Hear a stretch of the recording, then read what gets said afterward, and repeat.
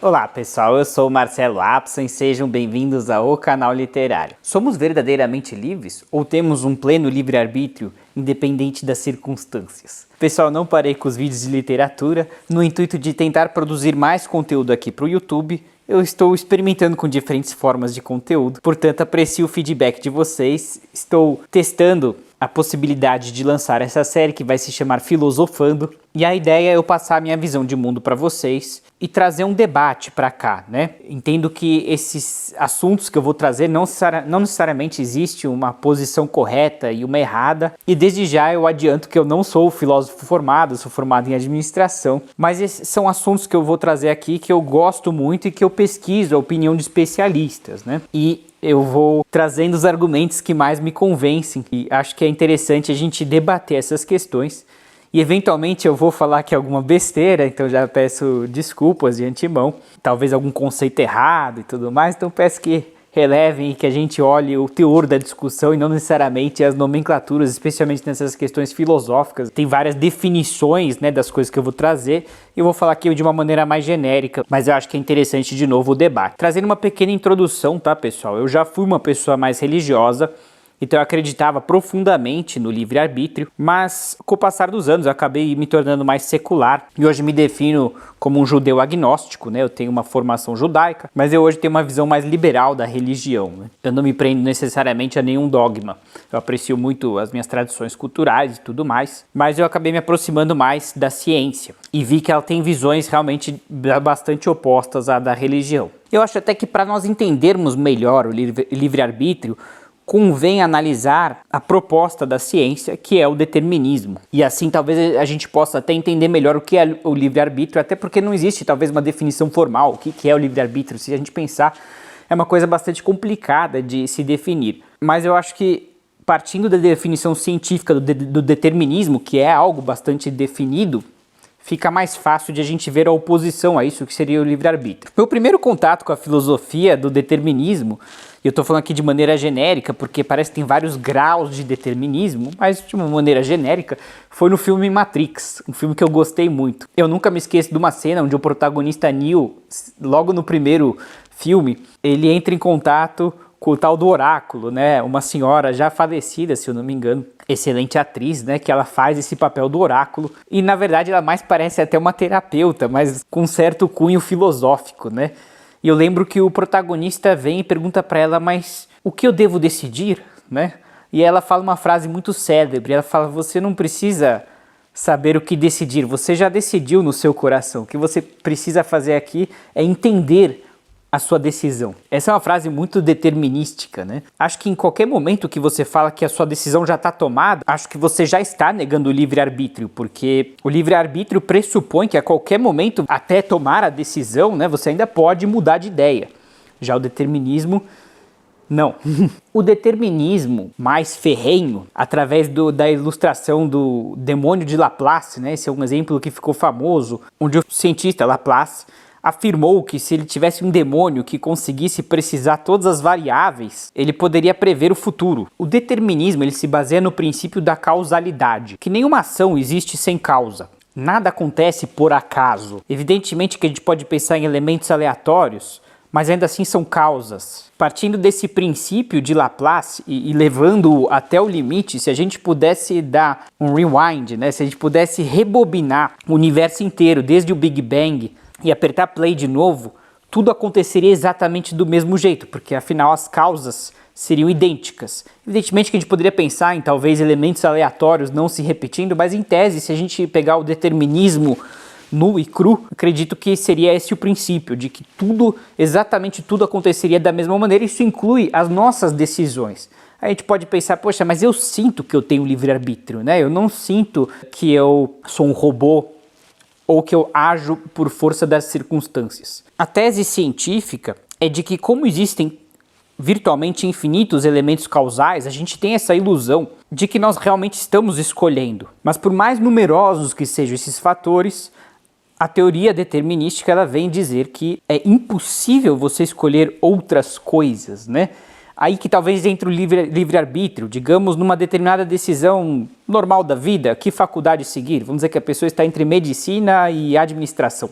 A pessoa pode, entre aspas, se iludir de que ela realmente está escolhendo, ela vai obviamente pensar nos benefícios e nas desvantagens de cada uma delas, mas de acordo com a teoria determinística, qualquer que for a escolha dela, essa é a única que poderia ter sido escolhida, porque nós mentalmente faremos uma avaliação de qual é a melhor alternativa, a base dos nossos valores, princípios. E já o livre-arbítrio diria que a gente, digamos que medicina fosse a escolha, e foi a escolha. Se eu pudesse voltar no passado, eu falava, não, eu faria, na verdade, a administração. Isso seria o livre-arbítrio, né? O princípio de que, independentemente das variáveis, dos fatores causais, a pessoa ainda assim consegue escolher. Já a teoria do determinismo vem dizer exatamente o contrário, que os fatores causais determinam inevitavelmente qual escolha a pessoa vai fazer. Então, se a pessoa escolheu medicina e ela pudesse voltar no passado, ela de novo escolheria medicina, e infinitas vezes, porque dado aquele momento da vida da pessoa, circunstâncias, tanto internas quanto externas, esse que é o princípio determinístico, a gente sempre pensa no ambiente, né, como ele influencia a gente, mas nós também temos os nossos fatores internos, a nossa criação, certo? Os nossos valores. Tudo isso é determinante para a teoria determinística, perdoe o pleonasmo. É impossível você escapar de todos esses elementos.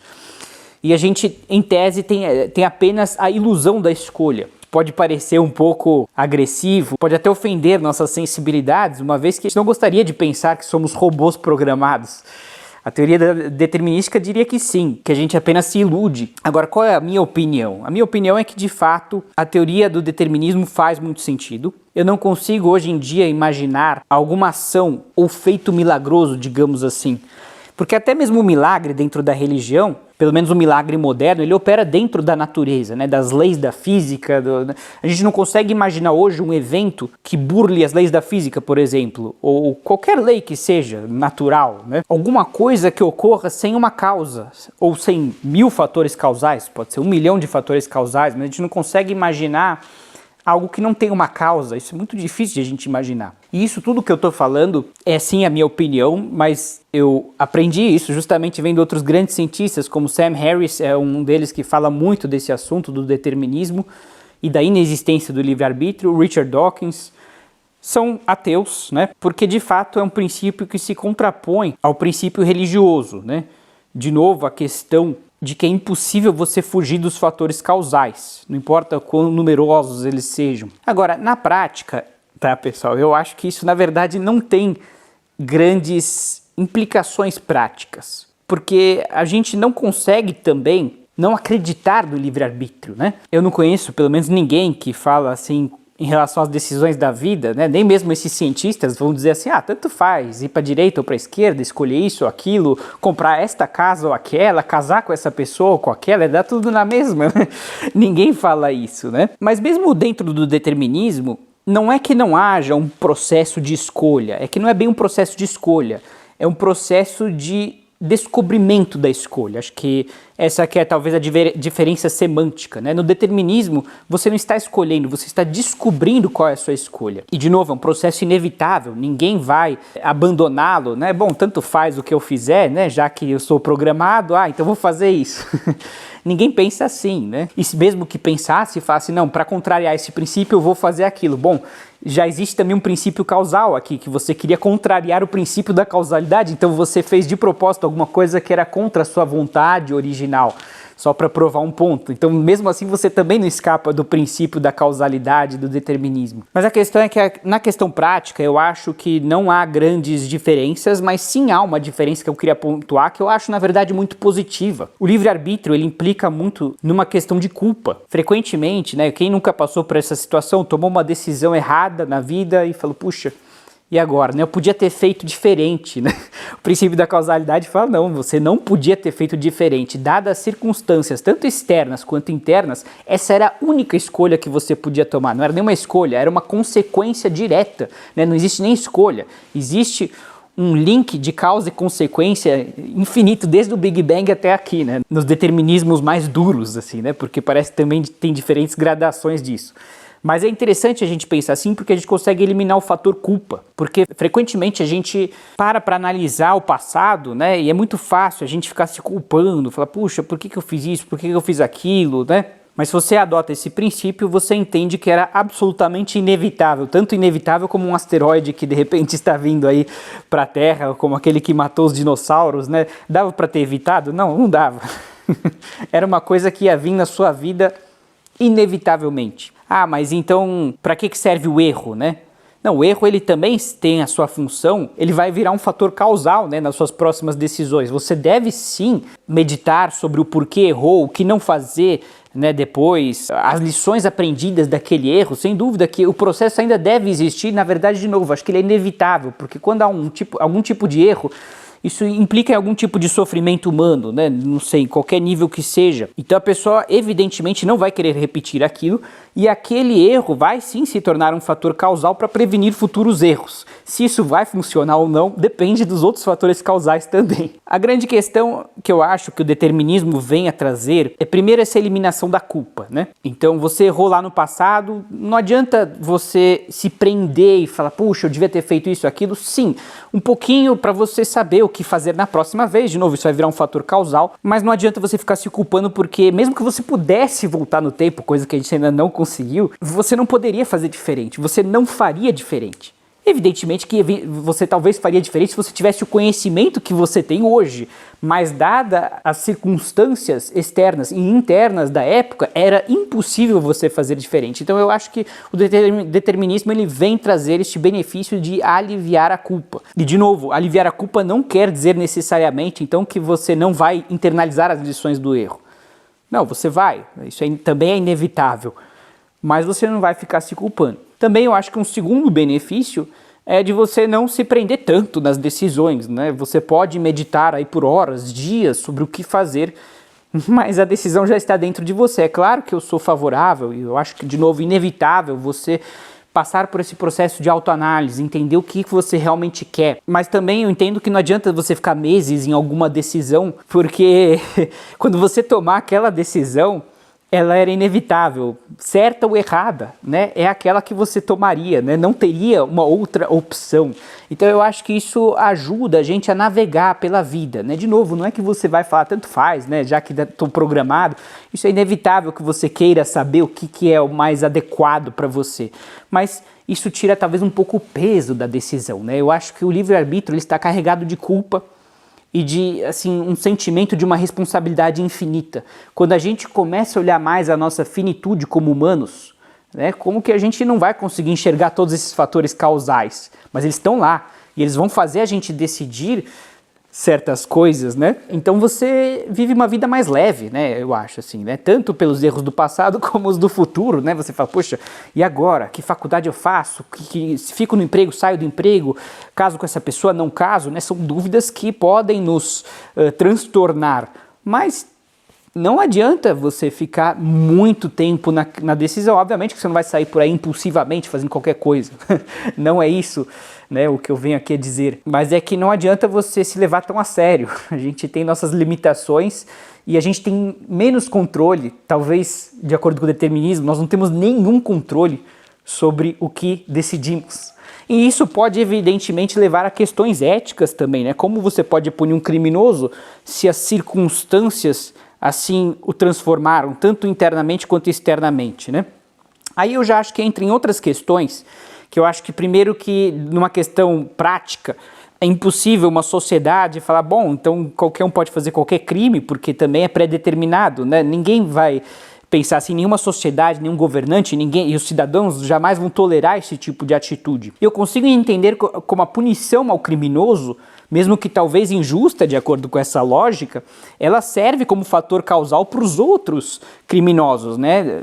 A gente sabe que não é 100%, né? Muitos criminosos olham para os outros que foram presos e falam, não, isso não vai acontecer comigo, mas muita gente é detida, digamos assim, né? Ela se impede de cometer um crime sabendo que o outro foi punido devidamente, né? Então ele também é um fator causal para os futuros malfeitores. E a gente sabe também que, em tese, né, o sistema de justiça está lá não apenas para punir, mas também para educar e corrigir. E, de novo, a punição pode ter um fator causal para a reabilitação daquele criminoso. A gente pode entender que ele não vai ter escolha se aquilo vai ter efeito ou não, mas você tem que colocar aquilo para ver se vai ter efeito ou não nele. Pode ser que tenha, então você deve sim fazer a punição, mas eu acho que também isso dá um olhar mais maduro, né? Se a gente pensar no determinismo, a gente também tem um olhar mais maduro sobre o crime, né? A gente começa a talvez querer entender melhor esses fatores causais que levaram o criminoso ao crime, né? E na verdade possivelmente ele não era um criminoso, né? Assim, quando ele nasceu, com certeza ele não era. A gente vai vendo que muitos criminosos nasceram em famílias desestruturadas, onde o pai abandonou a mãe com o filho. E a mãe mal podia se sustentar, vivia na rua, o filho não foi para a escola. Então, se você começar a juntar os pedaços, eu acho que é um quebra-cabeça que ele se repete, é quase que uma fórmula, né?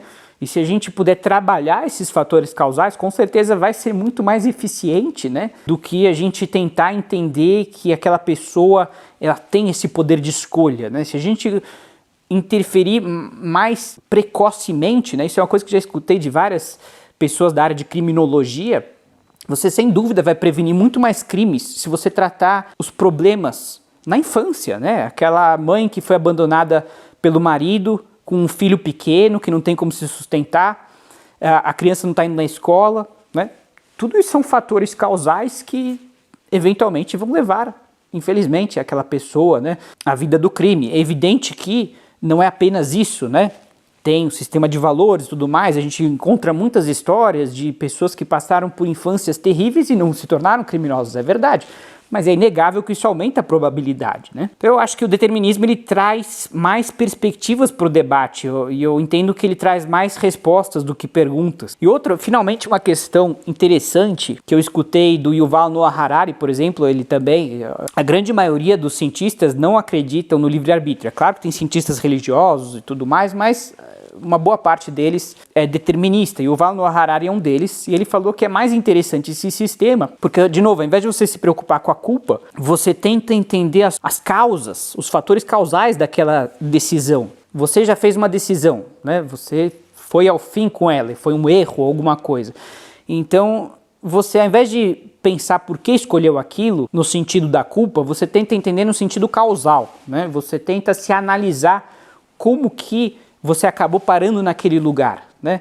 Isso traz talvez mais respostas do que ficar se autoanalisando e se autoculpando, né? Bom, acho que eu falei demais, espero não ter falado besteira, tá, pessoal? Essa é uma série que eu tô querendo criar aqui pra gente, de repente, ter esse diálogo profundo, né? E de uma maneira informal, vocês podem ver que eu não tô ali citando o filósofo Sócrates, não sei o quê, eu não sou formado em filosofia, mas eu tenho acompanhado bastante vários assuntos dessa ordem, né? E eu acho que seria interessante a gente abrir essa discussão, então vocês podem, evidentemente, deixar a opinião de vocês, se vocês concordam, se vocês discordam, apenas peço que sejam respeitosos nos comentários. E também gostaria de pedir-lhes para proporem temas também nessa mesma linha, ok, pessoal? Espero que vocês tenham gostado deste vídeo diferente. Continuamos com os vídeos literários, todos os domingos às 5 horas da tarde, lives e tudo mais. Mas esse é um espaço novo aqui no canal que estou inaugurando e vamos ver se ele vai adiante, tá bom? Muito obrigado a todos e um grande abraço.